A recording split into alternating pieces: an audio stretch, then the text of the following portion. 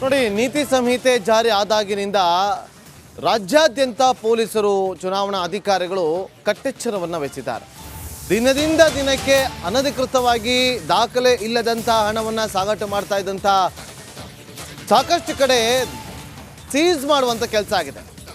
So ಹದ್ದಿನ ಕಣ್ಣನ್ನು ಇಟ್ಟಿದ್ದಾರೆ ರಾಜ್ಯಾದ್ಯಂತ ಪೊಲೀಸರು. ಈಗ ದೊಡ್ಡಬಳ್ಳಾಪುರದ ಬಳಿ ಸುಮಾರು 2 ಲಕ್ಷ ಹಣವನ್ನು ವಶಕ್ಕೆ ಪಡೆದುಕೊಂಡಿದ್ದಾರೆ.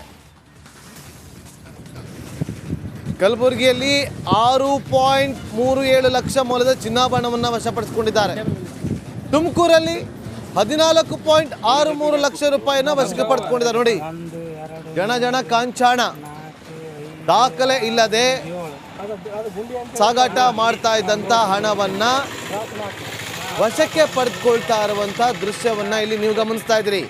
ದೊಡ್ಡಬಳ್ಳಾಪುರದಲ್ಲಿ 2 ಲಕ್ಷ ಹಣ, ಕಲಬುರಗಿಯಲ್ಲಿ ಹತ್ರ 6,37,000 ನಗದು, ತುಮಕೂರಿನಲ್ಲಿ 14,63,000 ಎಲ್ಲವನ್ನ ಕೂಡ ಸೀಸ್ ಮಾಡಿದ್ದಾರೆ.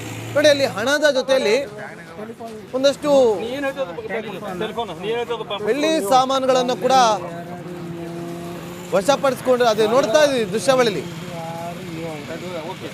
ಬೆಳ್ಳಿ ಸಾಮಾನುಗಳನ್ನು ಕೂಡ ಅಲ್ಲಿ ಟೇಬಲ್ ಮೇಲೆ ಇಟ್ಟಿರೋದನ್ನ ನಾವು ಇಲ್ಲಿ ಗಮನಿಸಬಹುದು. ನಗದು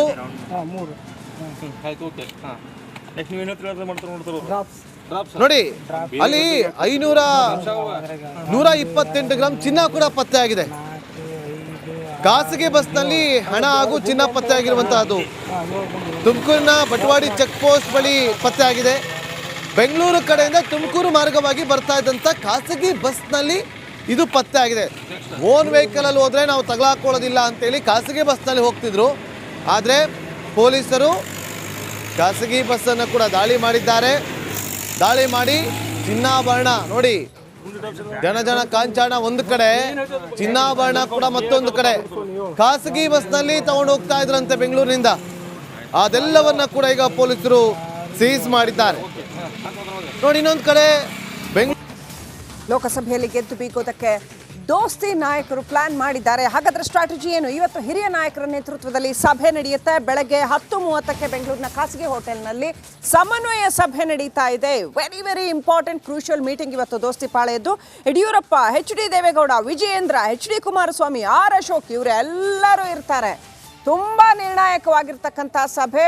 ದೋಸ್ತಿ ಪಾಳೆಯಕ್ಕೆ, ಮೈತ್ರಿ ಪಾಳೆಯಕ್ಕೆ ಇಡೀ ರಾಜ್ಯಾದ್ಯಂತ ಲೋಕಸಭಾ ಚುನಾವಣೆಯನ್ನ ಯಶಸ್ವಿಯಾಗಿ ಪೂರೈಸೋದಕ್ಕೆ ಏನೆಲ್ಲ ತಂತ್ರಗಳು ಬೇಕೋ, ಆ ಸವಾಲುಗಳನ್ನು ಗೆಲ್ಲೋದಕ್ಕೆ ಏನೆಲ್ಲ ತಂತ್ರಗಳು ಬೇಕೋ ಅದನ್ನು ಮಾಡೋದಕ್ಕೆ ಇವತ್ತು ಹಿರಿಯರೆಲ್ಲರೂ ಕೂತ್ಕೊಂಡು ಸ್ಟ್ರಾಟಜಿ ರೂಪಿಸುವಂಥ ಒಂದು ಸಭೆ.